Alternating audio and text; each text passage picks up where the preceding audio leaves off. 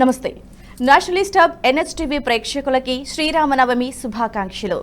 భారతీయ సంస్కృతి సాంప్రదాయాలలో అయోధ్య రాముడి గురించి ప్రత్యేకంగా చెప్పబడింది.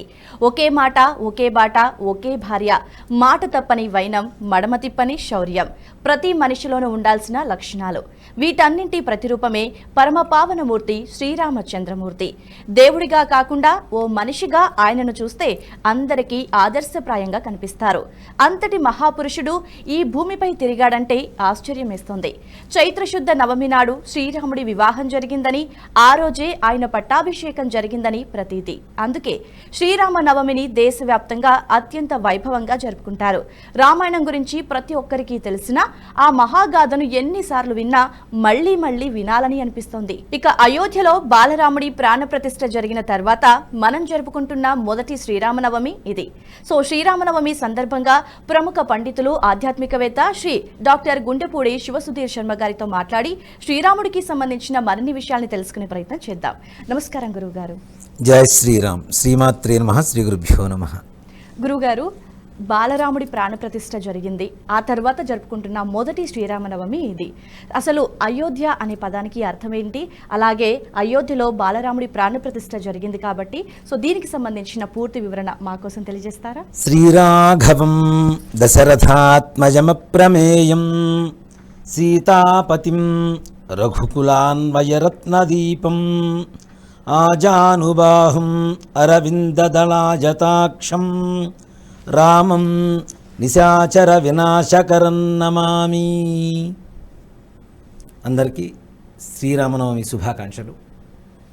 అయోధ్యలో బాలరాముడి ప్రతిష్ఠ 500 సంవత్సరాలుగా ప్రతి భారతీయుడి మనోయుద్ధం, దాని ఫలితమే బాలరాముడి ప్రతిష్ఠా కార్యక్రమం. అయోధ్యలో ఆయన పుట్టి పెరిగినటువంటి ప్రదేశం. మనకి భద్రాచలంలో రామాలయం ఉంది, ఇంకా చాలా రామాలయాలు ఉన్నాయి, చాలా విశేషమైనటువంటి దేవస్థానాలు, రాముల వారి దేవస్థానాలు ఉన్నాయి. కానీ మన సొంత ఊరిలో మన సొంత ఇల్లు కట్టుకుంటే ఎంత ఆనందం ఇస్తుంది. అలాగే అయోధ్య రాముడి అంటే ఆయన సొంత ప్రదేశం, ఆయన పుట్టిన ప్రదేశం, ఆయన ఏలిన రాజ్యం. ఆ రాజ్యంలో 500 ఏళ్ళుగా ఆయనకే సరైనటువంటి గూడు లేదు. కానీ ఇన్నేళ్లకు మొత్తానికి భారతీయుల మనోభావన ఏదైతే ఉందో, ఇన్నేళ్ల యుద్ధ ప్రతిఫలం ఏదైతే ఉందో, అయోధ్య రాముడి ప్రాణప్రతిష్ఠా మహోత్సవం జరిగింది. నిజంగా కళ్యాణరాముడు, ఆనందరాముడు, ఆత్మారాముడు, అలాగే అయోధ్యారాముడు.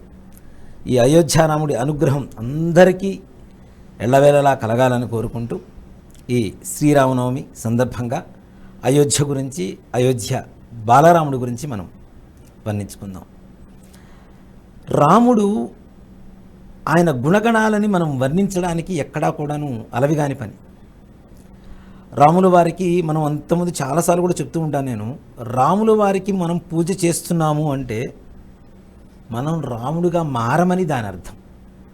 అంటే మానవుడు రాముడికి పూజ చేయటం, రాముని ఇష్టపడుతున్నాము అంటే రాముడు నడయాడినటువంటి మార్గం, ధర్మం ఏదైతే ఉందో అవన్నీ కూడా ధర్మపాలన మనం చేయాలి, అలాగే మంచి నడవడికతో ఉండాలి అనేటువంటిదే రాముడి తత్వం కూడా. అలాగే ప్రేమతత్వం, ఎవరిని ద్వేషించడం, ఈ రకమైనటువంటి భావన ఎవరికి రాముడికి ఎక్కడా కూడా కలగదు. మరి రామరావణ యుద్ధం జరిగింది అంటే మరీ మితిమీరినటువంటి స్థితిలో రామరావణ యుద్ధం అనేది జరిగింది. ఈ రాముడి ప్రేమతత్వం ఎలా ఉంటుంది అంటే, రామాయణంలో మనకి ఎన్ని విధాలు చెప్పారు అంటే, నిజంగా రామాయణం అనేదాన్ని చోర ప్రసంగం అంటారు. అంటే సీతాదేవిని అపహరించుకొని తీసుకుని వెళ్ళాడు కదా రావణాసురుడు, దీన్ని చోర ప్రసంగం అంటారు. ఈ చోర ప్రసంగాన్ని ముఖ్యంగా రాత్రిపూట మాత్రమే ఎక్కువగా మాట్లాడుకోవాలి, రామాయణాన్ని చదువుకోవాలి, రామాయణాన్ని వినాలి అని చెప్పి శాస్త్రం చెబుతుంది. అలాగే పగటిపూట జూద ప్రసంగం అంటారు, అంటే మహాభారతం జూదం కదా అంతా కూడాను. జూద ప్రసంగం పగటిపూట మనం వినాలి, చదువుకోవాలి. అలాగే రాత్రిపూట చోర ప్రసంగం అంటారు రామాయణాన్ని. దీంట్లో చోర ప్రసంగంలో చాలా రకాలు ఉన్నాయమ్మ. రావణాసురుడు సీతాదేవిని అపహరించుకొని తీసుకుని వెళ్ళాడు. అలాగే రాముడు యావత్ ప్రపంచంలో ఉండే ప్రతి ఒక్క మనస్సుని, ప్రతి ఒక్క మనిషి మనస్సుని చోరగొన్నాడు. కాబట్టి ఇది చోర ప్రసంగం అని చెబుతాం ఓకే. కదా. నిజంగా రామాయణంలో ఉండేటువంటి క్యారెక్టర్స్ ఏవైతే ఉన్నాయో తత్వాలు, భక్తుడు ఎలా ఉండాలి, దాసుడు ఆంజనేయ స్వామి వారిని చూసి నేర్చుకోవాలి. అవును. తమ్ముడు ఎలా ఉండాలి, లక్ష్మణ భరతులను చూసి నేర్చుకోవాలి. భార్య ఎలా ఉండాలి, సీతాదేవిని చూసుకోవాలి. తల్లి ఎలా ఉండాలి, కౌశల్యం చూసి నేర్చుకోవాలి. తండ్రి ఎలా ఉండాలి, దశరథుని చూసి నేర్చుకోవాలి. తల్లి ఎలా ఉండకూడదు, కైకేయిని చూసి నేర్చుకోవాలి. అలాగే మనిషి ఎలా ఉండాలి, అసలు కొడుకు ఎలా ఉండాలి, భర్త ఎలా ఉండాలి, అన్న ఎలా ఉండాలి, ఇవన్నీ కూడా ఒక రాముడు చూసి నేర్చుకోమని చెప్తారు. ఒకటే మాట, ఒకటే బాణం, ఒకటే సీత, రెండో మాట లేదు. అందుకనే ఎవరన్నా గట్టిగా మాట్లాడినా రామబాణం వేసినట్టు మాట్లాడారా అంటారు. అవును. అంటే ఆ రామబాణానికి ఎదురు లేదు అసలు ఎక్కడా కూడా. అలానే మనం రామబాణాలు ఏమైనా వేయగలుగుతామా అంటే కలియుగంలో ఒక్కటే బాణం ఉంది, రామతారక మంత్రమే రామబాణం. ఓకే. శ్రీరామ రామ రామేతి రమే రామే మనోరమే సహస్రనామ తత్తుల్యం రామనామ వరాన్ అనేటువంటి ఒక శ్లోకం ఏదైతే ఉందో అదే రామబాణంగా మనం మాట్లాడే ప్రతి మాటని, ప్రతి ఒక్కళ్ళ హృదయాల్లో ఉండేటువంటి అజ్ఞానాన్ని చీల్చుకుంటూ జ్ఞానజ్యోతిని వెలిగించగలిగినటువంటి ఒక తారక మంత్రమే ఇదే రామబాణం అని చెబుతాం. ఓకే గురుగారు, అయితే శ్రీరాముడు అయోధ్యలోనే వెలిశాడు అంటూ ఉంటారు. అసలు శ్రీరాముడు అయోధ్యలోనే వెలవటానికి గల కారణాలు ఏంటి అంటే ఏం చెప్తారు? మంచి మాటమ్మా. దశరథుడు గురించి చెప్పుకోవాలి ముందు. దశరథ అంటే ఏమిటి? 10 గుర్రాలను 10 రథాలని ఒక్కటేసారి చేయగలిగినటువంటి, సారథ్యం చేయగలిగినటువంటి యోధుడే దశరథుడు. ఆయన కుమారుడే రామచంద్రుడు. అయోధ్యలోనే ఎందుకు పుట్టాలి అంటే అక్కడ యోధులు కాని వాళ్ళకి స్థానం లేదు అని అర్థం. యోధ్యము అంటే యోధులు కాని వాళ్ళకి ఎక్కడా కూడా స్థానము లేదు అని అర్థం. అలాంటి అయోధ్యలో రామచంద్రుడు పుట్టడం అనేది నిజంగా, అంటే రామాయణంలో మనం చూసుకుంటే ఆయన విలువిద్యలు కానీ, ఆయనకుండేటువంటి గుణగణాలు కానీ, ఆయనకుండేటువంటి ప్రేమతత్వం కానీ, లక్షణాలు కానీ ఇంకా ఏ మనిషిలో కూడాను ఎవరి దగ్గర చూడలేనంత మంచి లక్షణాలు, లక్షణాలన్నీ కూడాను ఆయనలోనే ఉన్నాయి. నిజంగా అయోధ్యలోనే ఎందుకు పుట్టాలి అంటే ఆయనంత పరమ యోధుడు కాబట్టి. యోధుడు అంటే చాలామందికి ఏంటి, యుద్ధం చేసేవాళ్ళు యోధుడు అంటారు కదా. యుద్ధం అనేది రకరకాలుగా ఉంటుందమ్మా. బాణాలు వదలటమే యుద్ధం కాదు. ఆయన ఎప్పుడు బాణాన్ని వదిలాడు, తప్పనిసరి పరిస్థితుల్లో మాత్రమే బాణప్రయోగం చేశాడు కానీ, అస్త్రప్రయోగం చేశారు కానీ రాముడు ఎప్పుడు పడితే అప్పుడు చేయలేదు కదా. కానీ యోధుడు అంటే ఏమిటి, అన్నిటినీ సమర్థించగలిగినటువంటి యోగ్యత కలిగిన వాళ్ళనే యోధులు అంటాం మనం. రాజ్యాన్ని ఎలా పరిపాలించాలి, ఒక వ్యక్తి మాట పట్టుకొని సీతాదేవిని అడవులకు పంపించాడు, గర్భిణీ స్త్రీని అడవులకు పంపించాడు అంటే అక్కడ రాజు ఎలా ఉండాలో తెలిసిపోతుంది కదా. తండ్రి మాట విని ఎందుకు వెళ్ళమన్నావు అని అడగకుండా అడవులకు వెళ్ళాడు చూసారా, అది యోధుడి లక్షణమే. అలాగే ఎంతటి బాధనైనా దిగమింగుకుంటూ సీతాదేవి దగ్గరయ్యేంత వరకు కూడా వేచి చూసి, అంటే ఇక్కడ చూడండి చాలామంది కూడా రామతత్వం రామాయణం విన్నవాళ్ళు కొంతమంది హేళన చేసేవాళ్ళు ఉంటారు. రాముడు యుద్ధం చేయలేక కోతులు సహాయం తీసుకున్నాడు, ఉడత సహాయం తీసుకున్నాడు అని. ధర్మ పరిపాలన చేసేటప్పుడు ప్రకృతి కూడా మనకు సహకరిస్తుందని చెప్పడమే ఈ రామాయణంలో వానరులు ఉడత కథ. ఓకే గురుగారు, శ్రీరాముడు 14 ఏళ్ళు మీరు ఇందాకన్నట్టుగా తండ్రి మాట విని జవదాటకుండా, ఎందుకు అని తిరిగి ప్రశ్నించకుండా వనవాసానికి వెళ్ళిపోయాడు. అసలు ఈ అరణ్యవాసం వెనుక ఉన్న ప్రత్యేకత ఏంటి, అరణ్యవాసం చేయడానికి గల కారణం ఏంటి? దీంట్లో అమ్మ చాలామందికి మనం ఏంటంటే తండ్రి మాట వినని కుమారుడు అది చూస్తున్నాం, అది బాగుంది. కానీ అక్కడికి వెళ్ళిన తర్వాత అనేక రకాలైనటువంటి కారణాలు, వాలసిగ్రీవుల కథ అవునా. అలానే ఒక రాయికి స్త్రీ జన్మనిచ్చాడు రాముడు ఈ అరణ్యవాసంలోనే నడుస్తూ కూడా. అలాగే రావణ వధ, ఈ రావణ వధ కూడాను ఈ అరణ్యవాసానికి ఒక సంకల్పం లాంటిది. అంటే ఏదైతే చెడు కలుగుతుందో చెడుని సంహరించడం కోసం అరణ్యవాసం అనేది ఒక సంకల్పంతో కూడుకున్నటువంటి వ్యవహారం. అందుకనే 14 ఏళ్ల పాటు ఇక్కడికి వెళ్ళాడు. ఆయన వెళ్ళిన తర్వాత సీతాదేవిని అపహరించాడు, ఆ రావణాసురుణ్ణి సంహరించాడు ఈయన. ఇదంతా కూడా ఏమిటి, రావణ వధ జరగడానికి భగవత్ సంకల్పంతో కూడుకున్నటువంటి యాత్ర శంకుస్థాపన ప్రారంభమే ఈ యొక్క అరణ్యవాసానికి వెళ్ళడానికి ఒక కారణం అని చెప్పవచ్చు. ఓకే గురువు గారు, అయితే శ్రీరాముడు భద్రాచలంలో వెలిశాడు. సో భద్రాచలం యొక్క ప్రత్యేకతలు అండ్ శ్రీరాముడు భద్రాచలంలో వెలవడానికి గల కారణాలు ఏంటి అంటే ఏం చెప్తారు? భద్రాచలం, భద్రాద్రి అని పిలుస్తుంటాం. అవును. అవునా? అక్కడ ఋషి తపస్సు చేసి రాముణ్ణి వశం చేసుకొని నా కొండ మీదనే ఉండమని చెప్పి ప్రార్థిస్తూ ఉంటే ఆయన ఎలా ఉన్నాడు అంటే భక్త రామదాసు పూజించే సమయానికంటే ముందుగానే రాముడు ఆ భద్రాద్రిగిరి మీద ఉన్నాడు. ఆ సమయంలో ఈ రామదాసు పూజ చేసి చేసి ఆయన చెరసాలలో పడిపోయి ఆయన అంటే రాముడికి ఉండేటువంటి లక్షణం చెప్తాను చూడండి అమ్మా, ఏ దేవుడితో కూడాను మనం అంత అన్యోన్యంగా కలవలేం. అవును, అవునా? ఎక్కడైనా చూడండి, ఏ కథలు చూసుకున్నా, ఏ పురాణాలు చూసుకున్నా, ఇతిహాసాలు చూసుకున్నా మనకి రాముణ్ణి ఒక ఇంట్లో మనిషిలాగా ప్రతి ఒక్కళ్ళు అనువదించుకొని భావించుకొని మాట్లాడినటువంటి దాఖలాలు ఉన్నాయి. కానీ ఏ భగవంతుణ్ణి కూడాను అంత సొంతం చేసుకునేటువంటి భక్తి తత్పరత, ప్రేమ తత్పరత తక్కువగా కనపడుతూ ఉంటుంది. అవునా? అందుకనే ఈయన రామదాసు గారు నీ అబ్బ సొమ్ము అనుకుంటేవా, మీ అత్త సొమ్ము అనుకుంటేవా అని చెప్పి మన ఇంట్లో పిల్లల్ని అడిగినట్టు అడుగుతున్నాడు. అంటే అంత సొంతమైపోతాడు రాముడు. అందుకని ఆత్మారాముడు అంట. భద్రాద్రి మీద ఉన్నటువంటి రాముడు కూడా ఆత్మారాముడు.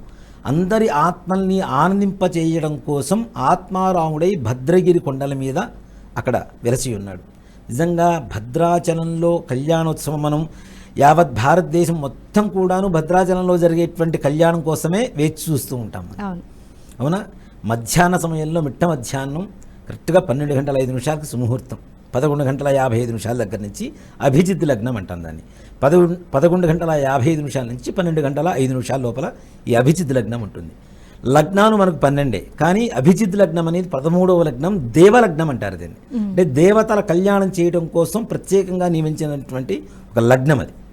ఆ లగ్నంలో సుముహూర్తం జరుగుతూ ఉంటుంది. ఈ సుముహూర్తానికి జీలకర్ర బెల్లం పెడుతూ ఉంటాం కదా, దీంట్లో నిజంగా ఈ కళ్యాణంలో కూడా విశేషమైనటువంటి ఘట్టాలు ఉంటాయమ్మా. దాంట్లో ముఖ్యంగా ప్రతి ఒక్క మనిషి అంటే ఒక మగపిల్లవాడు, పెళ్లి కాని మగపిల్లవాడు ఎలాంటి అమ్మాయిని కోరుకుంటాడు? సీతా అమ్మవారి లాంటి అందమైనటువంటి స్వరూపం, అంత సాత్వికమైనటువంటి మనసు కలిగినటువంటి అమ్మాయి నాకు భార్య కావాలని కోరుకుంటాడు. ప్రతి అమ్మాయి కూడా ఏం కోరుకుంటుంది? రాముడంత, రాముడు లక్షణాలు, అందం కూడా తీసి పక్కన పెడదాం. ఆయన రాజానుబాహం అరవింద దళాయితాక్షం, అందగాడు. అలాగే 6 అడుగులు అని మనం చాలామంది చెబుతుంటాం, 6 అడుగులు అని చెప్తూ ఉంటాం. నిజంగా చెప్పాలి అంటే మీరు భద్రాచలంలోకి వెళ్ళి రామపాదం, సీతపాదం అని చెప్పి పాదాలు ఉంటాయి చూడండి. ఒక్కొక్క పాదమే దాదాపు 2.5-3 అడుగులు ఉంటుంది. ఈ లెక్కన వాళ్ళ హైట్ ఎంత? శ్రీరామచంద్రమూర్తి వారు 18 అడుగులు ఎత్తుండేవారట. సీతాదేవి 12 అడుగులు ఎత్తుండేదిట. అందుకనే వాళ్ళు వనవాసం చేసేటప్పుడు కూడా ఒక అడుగు ఇక్కడ వేస్తే ఇంకో అడుగు ఇంకో చూడబడుతుంది అక్కడ. అంతే కదా? అంత ఎత్తున్నప్పుడు మన అడుగు ఎంత దూరం పడుతుంది? అంత ఎత్తులో ఉండేవాళ్ళు. అందుకనే ఆజానుబాహం వరవందదలాయుతాక్షం. ఆజానుబాహం అంటే మనకు ఎంతసేపటికి మన కలియుగంలో మన వాళ్ళు 6.5 ఉంటే అదే పెద్ద హైట్ అనుకుంటున్నాం. కానీ సీతారాములు 12 అడుగులు, సీతాదేవి ఉంటే 18 అడుగులు రాముల వారు ఉండేవారట. అంత ఎత్తులో ఉండేవాళ్ళు. అలాంటి వరుడు కావాలని చెప్పి అమ్మాయి కోరుకుంటూ ఉంటుంది. ఈ కళ్యాణ ఘట్టంలో కూడా ప్రవర అనేది ఒకటి చెప్తారమ్మ. అంటే ఆయన ఏ వంశానికి చెందినవాడు, ఏ గోత్రానికి చెందినవాడు, ఎవరి ముది మనవడు, ఎవరి మనవడు, ఎవరి కుమారుడు, ఆయన లక్షణాలేమిటి అలానే సీతమ్మవారు ఎవరి ముది మనవరాలు, ఎవరి మనవరాలు, ఎవరి కూతురు, ఆమెకున్నటువంటి లక్షణాలు ఏంటి, తరాల వైజ్గా ప్రవర అని చెప్పి చెప్తారు. దానికి వీళ్ళు రాజులు కాబట్టి, క్షత్రియ వంశీకులు కాబట్టి, చతుస్సాగర పర్యంతం గోబ్రాహ్మణేభ్య శుభం భవతు, వాసిష్ఠ మైత్రావరుణ కౌండిన్య త్రయారుషేయ ప్రవరాన్విత వసిష్ఠ సగోత్ర, అజమహారాజు వర్మణో నప్త్రే, రఘుమహారాజు వర్మణ పౌత్రాయ, దశరథ మహారాజు వర్మణ పుత్రాయ, సాక్షాత్ శ్రీ లక్ష్మీనారాయణ స్వరూపనే అఖిలాండకోటి బ్రహ్మాండ నాయకాయ శ్రీరామచంద్రమూర్తినే వరాయ. జయ శ్రీరామ్ యొక్క ప్రవర వింటూ ఉంటే ఎలా ఉంటుంది అంటే పెళ్లి కాని పిల్లలు కూడా వింటూ ఉంటే నిజంగా అలాంటి రాముడి లక్షణాలు కలిగినటువంటి వరుడు వీళ్ళ జీవితంలోకి రావడానికి అవకాశం ఉంటుందమ్మా. ఆయన అజమహారాజు ముదిమనవట్ట, రఘుమహారాజు మనవడు, దశరథ మహారాజు కుమారుడు, అఖిలాండ కోటి బ్రహ్మాండ నాయకుడు, తత్వస్వరూపుడు, శ్రీ లక్ష్మీనారాయణ స్వరూప శ్రీరామచంద్రమూర్తినే వరాయ. లక్ష్మీనారాయణ స్వరూపుడే శ్రీరామచంద్రమూర్తి అని చెప్పడం. అలాగే సీతమ్మ వారి ప్రవర చెప్తారు. ఆంగీరస అయాస్య గౌతమత్రయా ఋషేయ ప్రవరాన్విత గౌతమస గోత్రోద్భవీం స్వర్ణరోమ మహారాజు వర్మణో నప్త్రీం హ్రస్తరోమ మహారాజు వర్మణ పౌత్రీం జనకజ మహారాజు వర్మణ పుత్రీం అఖిలాండ కోటి బ్రహ్మాండ నాయకీం తత్తస్వరూపిణీం సాక్షాత్ శ్రీ మహాలక్ష్మీం స్వరూపిణీం శ్రీ సీతానాంనీం కన్యాం. స్వర్ణరోమ మహారాజు అంటే సీతాదేవి గారి యొక్క ముత్తాత గారు ఏమిటి అంటే రోమాలని స్వర్ణంతో కలిగినటువంటి ఆయనే స్వర్ణరోమ మహారాజు. ఈమె తాతగారెవరు? హ్రస్వరోమ మహారాజు అంటే వెండి తీగలను రోమాలుగా కలిగినటువంటి ఆయన సీతాదేవి గారి యొక్క తాతగారు. జనకజ మహారాజు తండ్రి. ఈవిడ ఎలా ఉంటుంది? అఖిలాండ కోటి బ్రహ్మాండ నాయకి తత్తస్వరూపిణి సాక్షాత్ శ్రీ మహాలక్ష్మీ స్వరూపిణి శ్రీ సీతానాంని కన్య. ఈ రెండు ప్రవరలు కనుక కళ్యాణంలో వినగలిగితే మనం చేసుకునేటువంటి సకల పాపాలు నివృత్తి కలిగి చతుస్సాగర పర్యంతం అని చెప్పి చెబుతూ ఉంటాం. అంటే 4 సముద్రాల మధ్యలో ఉండేటువంటి భూమిలో నివసించేటువంటి ప్రతి ఒక్కరి పాపాలు కూడా పట్టాపంచలైపోతాయని చెప్పి ఈ యొక్క ప్రవరకి అర్థం. ఈ ప్రవర పెళ్లి కాని పిల్లలు వింటే నిజంగానే అబ్బాయిలకి సీతాదేవి లాంటి అమ్మాయిలకైతే రాముడు లాంటి వరుడు దొరుకుతాడని చెప్పడంలో ఏమాత్రం కూడా సంశయం లేదు. అంత విశేషమైనటువంటి కళ్యాణమే సీతారామ కళ్యాణం, భద్రాచలంలో జరిగేటువంటి కళ్యాణం. ఓకే గురువు గారు, అయితే భద్రాచలం గురించి వచ్చింది కాబట్టి చాలా మంది రామకోటి రాస్తూ ఉంటారు. అసలు ఈ రామకోటి వెనుక ఉన్న ప్రత్యేకత ఏంటి? రామకోటి రాయటం వల్ల మనకు కలిగే ఉపయోగం ఏంటి? మనం శ్రీరామ అని రాస్తుంటారమ్మా. ఇప్పటికీ కూడాను చాలా వృద్ధులు, నడువు వంగిపోయిన వాళ్ళు కూడా చేతకాకపోయినా రాముడి మీద ప్రేమతో, భక్తితో, విశ్వాసంతో రామకోటి రాస్తూనే ఉంటారు. అంటే వాళ్ళు కాలం చెందే లోపల 1,000,000 సార్లు రామనామం రాయాలి అనేది వాళ్ళ కోరిక. అవును. అసలు రామనామం అంటే ఏమిటి? మనం ఒక శ్లోకం చెప్పుకుంటూ ఉంటాం. శ్రీరామ రామ రామేతి రమే రామే మనోరమే సహస్రనామ తత్తుల్యం రామనామవరాననే అని చెప్తూ ఉంటాం కదా. ఓం నమో నారాయణాయలో రా, ఓం నమ శివాయలో మా, రెండు కలిపితే రామ. అంటే శివతత్వం విష్ణుతత్వం కలిపినదే రామ. దీంట్లో మన తెలుగులో యా రా లా వా, యా రా రెండవది, ప ప బ భ మ, మ ఐదవది. అవునా? 2 × 5, 5 × 2, 2 × 5 మొత్తం కలుపుకుంటే అంటే 2వ అక్షరం 5వ అక్షరం కలుపుకుంటే 10 అవుతుంది. 10 × 5 ఎంత? 50 అవుతుంది. 50 × మళ్ళీ 2 100 అవుతుంది. 100 × మళ్ళీ 5 ఎంత? 500. 500 × 2 1000. శ్రీరామ రామ రామేతి రమే రామే మనోరమే సహస్రనామ తుల్యం రామనామ వరాన అనేటువంటి శ్లోకం చదవడం ద్వారా 1000 సార్లు రామనామం, విష్ణు సహస్రనామం పారాయణ చేసినటువంటి ఫలితం కలుగుతుందని చెప్పి శాస్త్రం చెప్తుంది. ఈ రామనామ పద్యం కూడా, ఈ శ్లోకం కూడా మనకి విష్ణు సహస్రనామంలోనే చెబుతుంది. అది ఎవరు చెప్పారు? ఈశ్వరు ఉవాచ, ఈశ్వరుడు చెప్పాట ఈ యొక్క రామనామాన్ని. ఇక్కడ చూడండి, మనమంటే భేదాన్ని కలిగిస్తుంటాం. ఈశ్వరుడు విష్ణుమూర్తి, ఈశ్వరుడు విష్ణుమూర్తి అని. అక్కడ ఎక్కడ కూడా భేదం లేదు, వాళ్ళిద్దరూ ఒకటే. ఈశ్వరుడు విష్ణుమూర్తి ఇద్దరు ఒకటే. నిజంగా మాట చెప్పాలంటే ఈశ్వర ఆలయానికి వెళ్ళినప్పుడు విష్ణుమూర్తిని, విష్ణుమూర్తి ఆలయానికి వెళ్ళినప్పుడు ఈశ్వరుణ్ణి మనస్ఫూర్తిగా ప్రార్థించడం వల్ల తొందరగా ఆ దేవతలు మన వశమవుతారు, మనకు సంకల్ప సిద్ధి జరుగుతుందని చెప్పి శాస్త్రం. దేనికి? శివాయ విష్ణురూపాయ శివరూపాయ విష్ణవే, శివస్య హృదయం విష్ణు, విష్ణోశ్చ హృదయం శివ. ఒకళ్ళ హృదయంలో ఒకళ్ళు ఉంటారట వీళ్ళిద్దరు కూడా. శివాయ విష్ణురూపాయ శివరూపాయ విష్ణు, వీళ్ళిద్దరికీ అభేదం, భేదం లేదు. కాబట్టి ఈశ్వరుడు చెప్పాడు విష్ణు సహస్రనామ పారాయణ, ఈ రామనామం శ్లోకాన్ని కూడా. కాబట్టి ఈ యొక్క రామనామం చదివితే 1000 సార్లు విష్ణు సహస్రనామం చేసినటువంటి ఫలితం కలుగుతుంటే, 1,000,000 సార్లు రామనామం రాస్తూ ఉంటే వాళ్ళ జన్మ ఎంత ధన్యమవ్వాలండి కదా. అంటే రాముడు సాక్షాత్తు వాళ్ళతో ఉంటాడు, వాళ్ళ ఆత్మలో ఉన్నాడు అని చెప్పడానికి నిదర్శనం. అందుకనే కాశీలో చనిపోయినటువంటి వ్యక్తులందరికీ కూడా చూడండి కుడి చెవి ఇలా పైకి రెక్కించి ఉంటుందని చెప్పి శాస్త్రం. అది ఏ జీవికైనా, అది కుక్క కావచ్చు, నక్క కావచ్చు, పిల్లి కావచ్చు, ఏదైనా కావచ్చు, మనిషితో సహా జీవి ఈ కుడి చెవి పైకి రెక్కించి ఉంటుందిట. దేనికి అంటే కాశీలో చనిపోయినటువంటి ప్రతి వ్యక్తికి మా సాక్షాత్ పరమేశ్వరుడే వచ్చి రామతారక మంత్రం, ఇందాక మనం చెప్పుకున్న శ్లోకం ఏదైతే ఉందో ఆ రామతారక మంత్రాన్ని చెవులు ఉపదేశిస్తాడట. కాబట్టి అది వినడం కోసం చెవి ఇట్లా పైకి తిరిగి ఉంటుంది.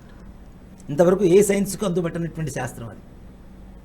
నేను కూడా మొదటిసారి వింటున్నాను అంత గురుగారు. గొప్ప నామం. అంటే ఈశ్వరుడే మరణ సమయంలో ఒక వ్యక్తికి ఉపదేశించాలి, ఒక జీవికి ఈ మంత్రాన్ని ఉపదేశిస్తున్నాడు అంటే రామతారక మంత్రం ఎంత మంత్రం అమ్మా. కాబట్టి రామనామ కోటి రాసేటువంటి వాళ్ళందరికీ కూడా నిజంగా ఆ రామచంద్రమూర్తి పరిపూర్ణమైనటువంటి అనుగ్రహ కృపా కటాక్ష వీక్షణలు కలుగుతాయి. ఓకే గురుగారు, అయితే శ్రీరామనవమి రోజు అసలు ఈ కళ్యాణం అనేది సీతారాముల కళ్యాణం ఎందుకు చేస్తారు, ఆ తర్వాత పట్టాభిషేకం కూడా చేస్తారు, సో దీని గురించి వివరిస్తారా? తప్పనిసరిగా అమ్మ. అక్కడ చాలామంది కూడాను చైత్రశుద్ధ నవమి శ్రీరామ కళ్యాణం అని చెప్తూ ఉంటారు. అవును, కానీ శ్రీరామనవమి స్వామివారి జన్మదినం. జన్మ నక్షత్రం కూడా వస్తుంది, పునర్వసు నక్షత్రం. అసలు జన్మతారలో ఏ మగవాళ్ళకి పెళ్లి చేయరు, వివాహం అనేది చేయరు. ఆడపిల్లకి చేస్తారు. వాళ్ళు పుట్టిన నక్షత్రంలో అయినా సరే, జన్మతారకు సమానమైనటువంటి తారలో అయినా సరే తప్పనిసరిగా వాళ్ళకి వివాహం చేస్తారు ఆడపిల్లలకి. మగవాళ్ళకి ఎవ్వరికి వివాహం చేయరు. మరి శ్రీరాముడికి ఎట్లా కళ్యాణం చేస్తున్నారు, ఎందుకు కళ్యాణం చేయాలి అంటే శ్రీరామచంద్రమూర్తి వారి అవతారమే లోక కళ్యాణం కోసం కాబట్టి కళ్యాణం చేయడం అనేది ఆనవాయితీగా వస్తుంది. ఓకే, ఆయన పుట్టిందే లోక కళ్యాణం కోసం కదా. ప్రతి ఇంటా కళ్యాణం జరగాలి అంటే లోక కళ్యాణకారకుడైనటువంటి శ్రీరామచంద్రమూర్తి అనుగ్రహం కావాలి కాబట్టి, ఆయన పుట్టిందే లోక కళ్యాణం కోసం కాబట్టి ఆయన జన్మదినాన్నే కళ్యాణ మహోత్సవంగా చేస్తూ వస్తున్నారు. అంత విశేషమైన నిజంగా జన్మతారలో కళ్యాణం చేయడం అనేది దేవతలకు మాత్రమే చెందుతూ ఉంటుంది. అందులో మొట్టమొదటిగా ప్రారంభమైంది ఎవరికి అంటే శ్రీరామచంద్రమూర్తి స్వామి వారికే. ఆయనకే జన్మతారలో వివాహం అనేది జరిగింది. చైత్రశుద్ధ నవమి పునర్వసు అదే ఆనవాయితీగా లోక కళ్యాణం కోసం చేస్తూ ఉన్నాం కాబట్టి కళ్యాణం చేసుకుంటూ వస్తూ ఉన్నాం. గురుగారు, సీతారాముల కళ్యాణం అయ్యాక ఆ తలంబ్రాలను పెళ్లి చేసుకోబోయే యువతీ యువకులు వాళ్ళ పెళ్లి కోసం దాచుకొని ఆ తలంబ్రాలను వీరి పెళ్లి తలంబ్రాలలో కలపాలి అంటారు. సో అలా ఎందుకు చేస్తారు, అలా చేస్తే మంచిదే అంటారా? అండ్ అలాగే సీతారాముల కళ్యాణం అప్పుడు జరిగిన తలంబ్రాలకు ఎలాంటి ప్రత్యేకత ఉంది అంటారు? నిజంగా అమ్మా, ఇప్పుడు మనకి భద్రాచలంలో చూడండి మిషన్లో ఆడిచినటువంటి తలంబ్రాలు వాడరు. చేత్తోనే ఆ వడ్ల మీద ఉండే ఆ బియ్యం మీద ఉండేటువంటి వడ్ల పొట్టు ఏదైతే ఉంటుందో పొట్టుని తీసి దాన్ని మాత్రమే తప్పనిసరిగా కలుపుతారు. అవునా? ఇక్కడ వివాహంలో తలంబ్రాల ఘట్టం అనేది చాలా విశేషమైనటువంటి ఘట్టం. అంటే ఇప్పుడు నిజంగా ఇప్పుడు సైన్స్ వేరే వాళ్ళందరూ హేళన చేయటం, పసుపు కలుపుకుంటారు, తలంబ్రాలు పోసుకుంటారు, ఇదంతా హేళన చేస్తున్నారు కదా. అంటే ఎన్ని యుగాల క్రితం మన ధర్మం ఇంత ప్రగాఢంగా విశ్వసించదగినది, ముందు భవిష్యత్ తరాలకు అందజేయదగినది అని చెప్పడానికి కారణం ఒక తలంబ్రాలు అనేది చెప్తాను. రామచంద్రమూర్తి స్వామి వారి కళ్యాణ మహోత్సవంలో తలంబ్రాలు పోస్తూ ఉంటాం కదా. ఈ తలంబ్రాలు పోసేటప్పుడు ఏం చేస్తాం, బియ్యం కలుపుతాం మనం. నిజంగా ఈ తలంబ్రాలు పోయడం అనేది వివాహంలో కూడా చాలా విశేషమైనటువంటి ఘట్టం. అందరూ ఆనందంగా ఉంటారు. తలకి అంబరములు, అంబరము అంటే సంతోషము, ఉత్సాహం, పండుగ అని అర్థం. అవునా? తలకి అంబరాన్ని కలుగు చేసేటువంటిది తలంబ్రాలు అంటాం. అలాగే తలంబ్రాల్లో పసుపు కలిపి మనం పోస్తాం, అంటే యాంటీబయోటిక్. మన వంటి మీద ఆ తలంబ్రాలు పోసినప్పుడు వంటి నిండా పసుపు అవుతూ ఉంటుంది, తెల్లటి బట్టలు కూడా పచ్చగా అయిపోతాయి. ఎవరు పెళ్ళికి వచ్చి వాళ్ళు ఇట్లా అనుకొని అక్షతలు వేసినా ఏ రకమైనటువంటి జలుబు అంటూ వ్యాధులు వధువు వరుడికి అంటకుండా ఉండేందుకు పసుపు కలుపుతాం. ముఖ్యంగా దాంట్లో యాంటీబయోటిక్గా కలుపుతాం. అలాంటి తలంబ్రాలు సీతారాములకు పోసుకున్నామంటే ఎంత పరమ పవిత్రమైనటువంటివి. వారి శిరస్సు వారి పాదం రెండూ తాకుతున్నాయి. మీరు అడిగినటువంటి ప్రశ్న ఇందాక, ఇవి తలంబ్రాల్లో కలుపుకోవచ్చా? నిజంగా నన్ను అడిగితే కలుపుకోవద్దనే చెప్తా. స్వామివారి తలంబ్రాలు అక్షతులుగా శిరస్సును దాల్చడం మాత్రమే చేయాలి. దేనికి? తలంబ్రాలు పోసుకుంటాం, కలుపుకొని పోసుకుంటాం. పోసుకున్న తర్వాత ఏమవుతాయి, అవి మన తల మీద ఉండవు, మొత్తం కాళ్ళ దగ్గరకు వస్తాయి. అంత పరమ పవిత్రమైనటువంటి లోక కళ్యాణం కోసం అవతరించినటువంటి రామచంద్రమూర్తి స్వామి వారి కళ్యాణ మహోత్సవంలో వాడినటువంటి తలంబ్రాలు మన పాదాక్రాంతం అవుతూ ఉంటే ఎంత పాపం వస్తుంది. నిజమే గురుగారు. అంటే ఇది చాలా మంది ఆలోచించరు. దివ్యాక్షతలు మనం కలుపుకుంటున్నాం, పోసుకుంటున్నాం, అంటే మనకు మంచి జరుగుతుంది అన్న జరుగుతుంది ఉద్దేశంతో అనుకుంటారు. కానీ చేస్తారు. నిజంగా అదే చెప్తానమ్మా, మనం అభిషేకం చేసిన తీర్థం కూడా చాలా మంది ఏం చేస్తారు అంటే నిత్యం చల్లుకుంటూ ఉంటారు. అవును. అభిషేక తీర్థం ఎప్పుడు చల్లుకోకూడదు. శంఖ తీర్థం చల్లుకోవాలి, అభిషేక తీర్థం స్వీకరించాలి. అవును. చల్లుకున్నప్పుడు మన మీద పడినప్పుడు వచ్చినటువంటి పుణ్యం ఎంత ఉంటుందో, కింద పడితే ఎవరైనా తొక్కిన పాపం అంతకంటే రెట్టింపు వస్తుంది. ఓకే. కాబట్టి తలంబరాలు కూడా మన పాదాలకు తగలకూడదు కదా. మరి రామచంద్ర స్వామి వారి కళ్యాణ మహోత్సవం ఉన్నది కదా. కాబట్టి నేను అవి వద్దు అనే చెప్తాను. అక్షతులుగా శిరస్సును దాల్చండి చక్కగా. రామచంద్ర మూర్తి స్వామి వారి అనుగ్రహం కలుగుతుంది. అందుకని మన అయోధ్య ప్రతిష్టప్పుడు కూడా మనకి అక్షతలు ఇచ్చారు. ఏం చెప్పారు? ఏదైనా కార్యానికి వెళ్ళేటప్పుడు 2 అక్షతలు శిరస్సును వేసుకుని వెళ్ళండి, తప్పనిసరిగా మంచి జరుగుతుంది. వివాహం కావాలి పిల్లలు, వివాహం కాని పిల్లలకి అక్షతలు వేస్తూ శీఘ్రమేవో పాణిగ్రహణాధికార యోగ్యత ఫలసిద్ధిరస్తు అని చెప్పండి, పాణిగ్రహణం అవుతుంది. అలానే సంతానం లేని వాళ్ళకి అక్షతలు వేసి సంతాన సౌభాగ్య ప్రాప్తిరస్తని ఆశీర్వదించండి, సంతానం కలుగుతుంది. అంటే రాముని వారి పాదాల చింత కానీ తల మీద కానీ ఆ డొర్లాలినటువంటి అక్షతలకు ఉండేటువంటి శక్తి, మనం ఏదైతే మనస్ఫూర్తిగా సంకల్పిస్తున్నామో ఆ సంకల్ప సిద్ధించేంత శక్తిని ఉంటాయి. కాబట్టి అలాంటి అక్షతలు మనం కాళ్ళకి తగలటం పాపం, కాబట్టి అలా వద్దనే చెప్తాను నేను. ఎవరైనా చేసేట్టున్నా ఇక్కడే కాదు, వెంకటేశ్వర స్వామి, తిరుపతి వెంకటేశ్వర స్వామి వారి కళ్యాణ అక్షతలు కూడా అలా కలుపుతూ ఉంటారు. అలా కలపడం అనేది కాదు. నెత్తిన అక్షతలు అంటే ఏమిటి? అహ అంటే కానిది, క్షతము అంటే నాశనము లేనటువంటిదే అక్షతలు అంటాం మనం. అలాంటి అక్షతలను నెత్తిన వేసుకోవాలి, కానీ అలా అన్నిట్లో కలిపేసి మన పాదాల దగ్గర వేసుకోవడం అనేది మాత్రం వద్దనే చెప్తాను. దానివల్ల లేనిపోని పుణ్యం రాదు అనేది తీసి పక్కన పెడితే పాపం రావడం అనేది ఖచ్చితంగా తగ్గుతుంది. ఓకే గురుగారు, నిజంగా ఇది చాలా మందికి తెలీదు. సో మీరు చెప్పడం ద్వారా వ్యూవర్స్ కూడా తెలుసుకుంటారు. ఓకే గురుగారు, అయితే ఇప్పుడు రాముడు మానవ జన్మ ఎత్తాడు. సో మానవ జన్మ ఎత్తడానికి విశిష్టత ఏంటి? అసలు ఎందుకు ఎత్తాల్సి వచ్చింది? ఆ తర్వాత జరిగిన పరిణామాలు మనకు తెలుసు. ఇక్కడ చూడండి, రావణాసురుడు వయసులో చాలా పెద్దవాడు. రాముడు జన్మించక ముందే రావణాసురుడు ఉన్నాడు, అవునా? మరి రాముడు ఎందుకు మానవ అవతారంలో జన్మించాడు? రావణాసురుడిని చంపాలంటే మానవుడు మాత్రమే సాధ్యం, దేవతలకి సాధ్యం కాకూడదు అని చెప్పి ఆయన వరం తీసుకున్నాడు. ఓకే, మానవుడే చంపాలి. మానవుడే చంపాలంటే ఎంత శక్తివంతుడై ఉండాలి? రాముడు అంత శక్తివంతుడై ఉండాలి తప్పనిసరిగా కదా. అందుకనే రావణ సంహారం కోసం ఆయన పుట్టిన తరువాత ఆయన చేసినటువంటి రాక్షస క్రీడలు ఏవైతే ఉన్నాయో, రాక్షసత్వంగా పరిపాలించడం కానీ, జనాన్ని దేవతల్ని కీడించడం కానీ, ఎక్కువగా హింసించడం కానీ ఏవైతే చేశారో అవన్నీ నశింపజేయడానికి రావణాసుర సంహారం కోసమే రాముడు మానవ అవతారంలో జన్మించాడని చెప్పడానికి ఒకటి. అలాగే మనిషి ఎలా ఉండాలో, ఎలా ప్రవర్తించాలో, నేను నడయాడిన మార్గం ఏదైతే ఉందో ఆ మార్గంలో నడవండి చాలు, తప్పనిసరిగా అందరూ రాముడితో సమానం అవుతారు అని చెప్పడానికి రాముడు మానవ అవతారం ఎత్తాడు. అందుకనే రామ అయనం అంటాం. రాముడు నడయాడినటువంటి మార్గమే రామాయణం.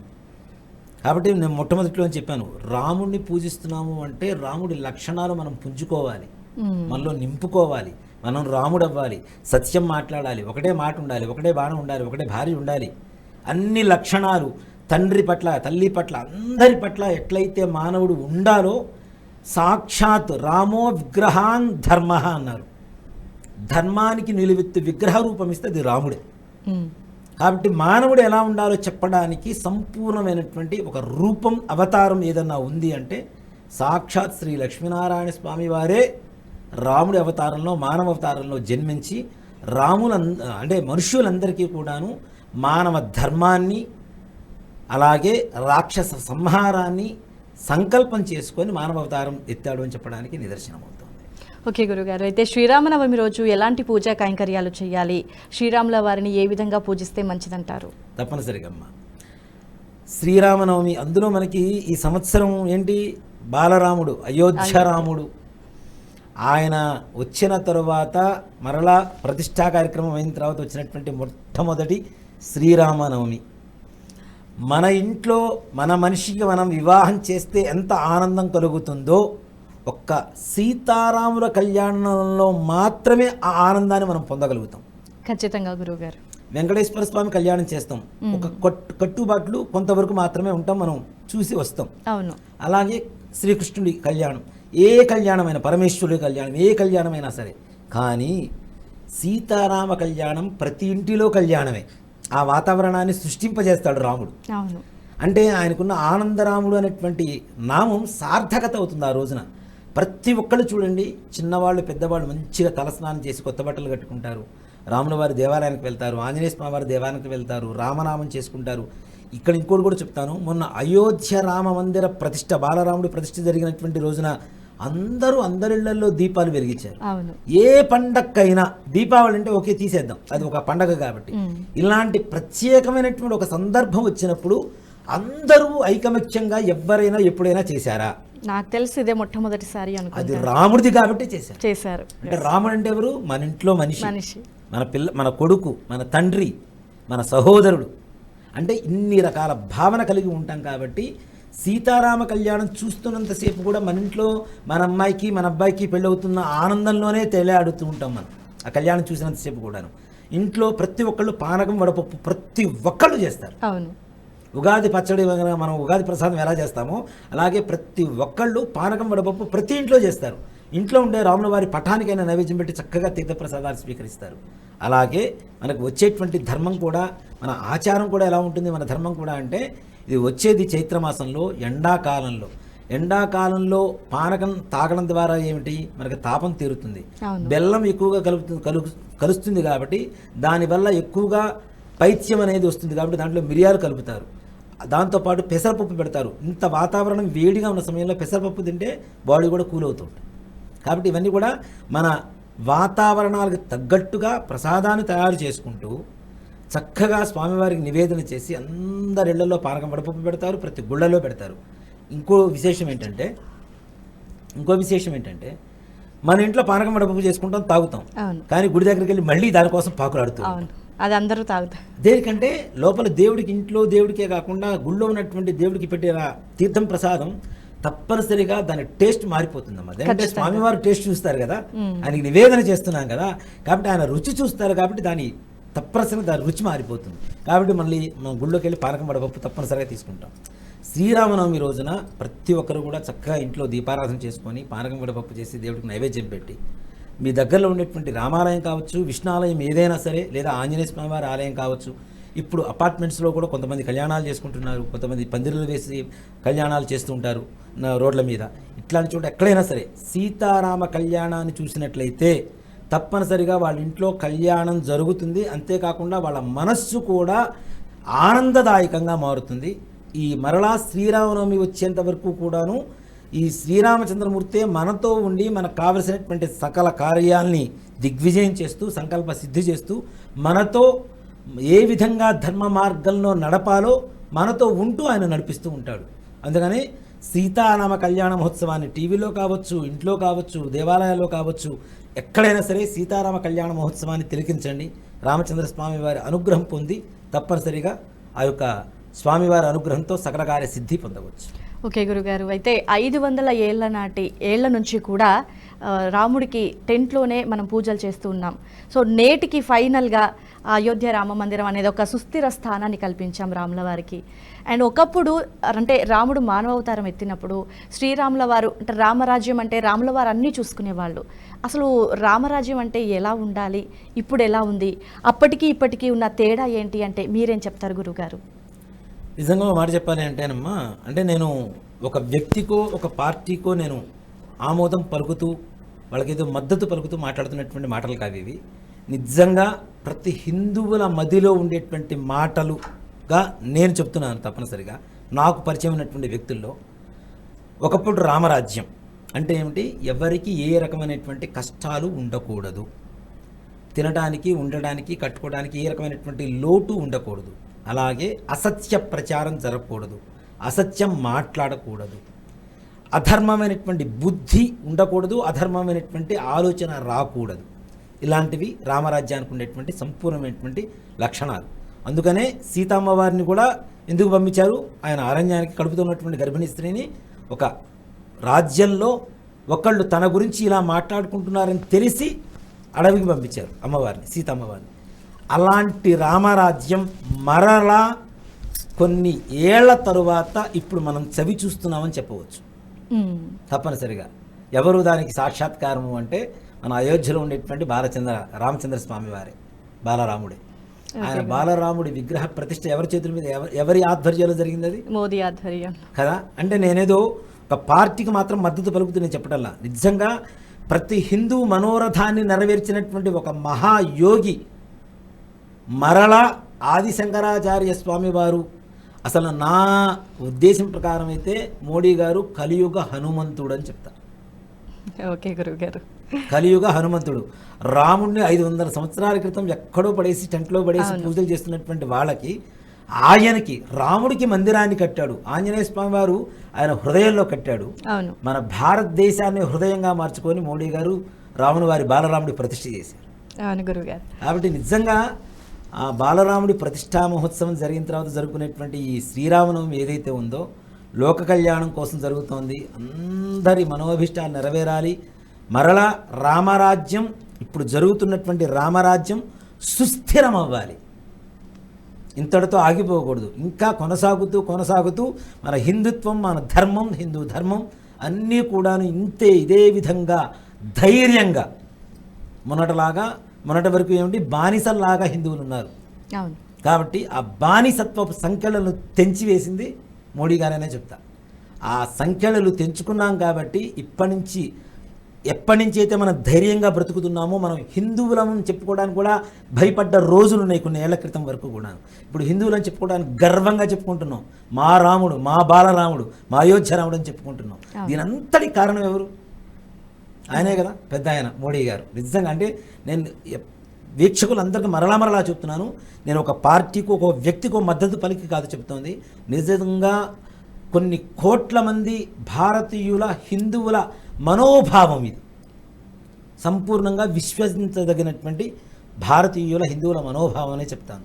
కాబట్టి అలాంటి బాలరాముడు ప్రతిష్ఠ జరిగిన తర్వాత ఆయన ముందు కళ్యాణ మహోత్సవాన్ని జరుపుకోవటం నిజంగా అంతే కదమ్మా. ఇప్పుడు మీ ముందు మీ గురించి మాట్లాడితే మీరు ఎవరికైనా మాట వింటారు.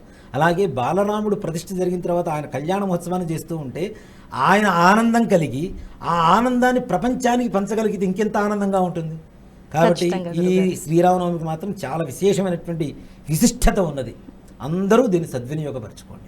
ఓకే గురుగారు, శ్రీరామనవమికి సంబంధించి చాలా విషయాలు మాతో పంచుకున్నారు. ధన్యవాదాలు. జై శ్రీరామ్. చూశారు కదండి, ఇది వాటి శ్రీరామనవమి ప్రత్యేక కార్యక్రమం. మరొక కార్యక్రమంతో మళ్ళీ కలుద్దాం. అప్పటి వరకు నమస్కారం.